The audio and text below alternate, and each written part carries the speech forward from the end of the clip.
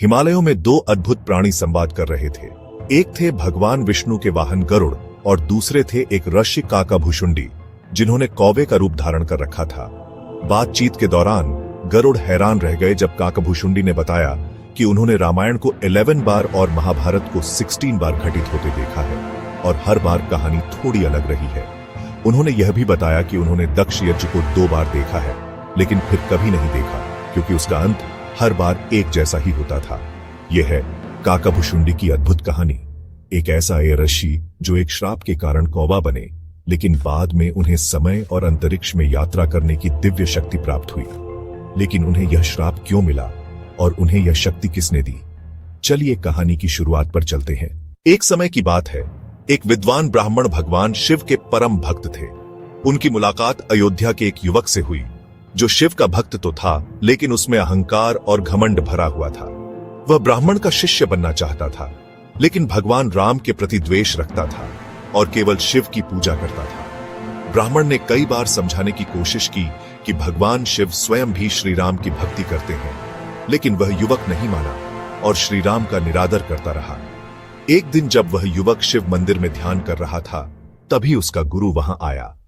युवक ने अपने घमंड में उन्हें नजरअंदाज कर दिया। ब्राह्मण ने तो उसे माफ कर दिया लेकिन भगवान शिव उसके इस घमंड से क्रोधित हो गए और उसे श्राप दिया कि वह एक सर्प बनकर पेड़ के खोखले में निवास करेगा। ब्राह्मण ने भय और करुणा से भरकर शिव से प्रार्थना की कि वे उसका श्राप समाप्त करें। शिव उनकी भक्ति से प्रसन्न हुए और श्राप को बदलते हुए कहा कि युवक को पहले एक सर्प का जन्म मिलेगा, फिर उसे 1000 उपमानव जन्मों में गुजरना होगा। इन जन्मों में उसे कोई कष्ट नहीं होगा।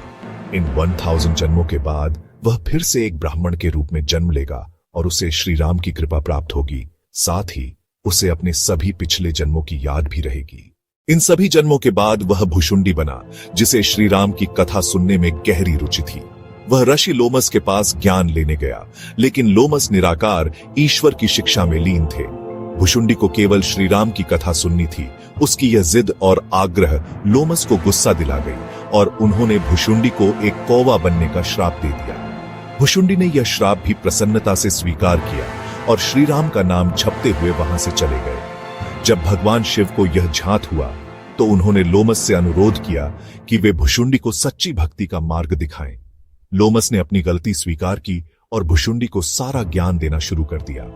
बाद में भगवान राम ने भुशुंडी को दिव्य वरदान दिया जिससे वे समय और अंतरिक्ष में यात्रा कर सकते थे।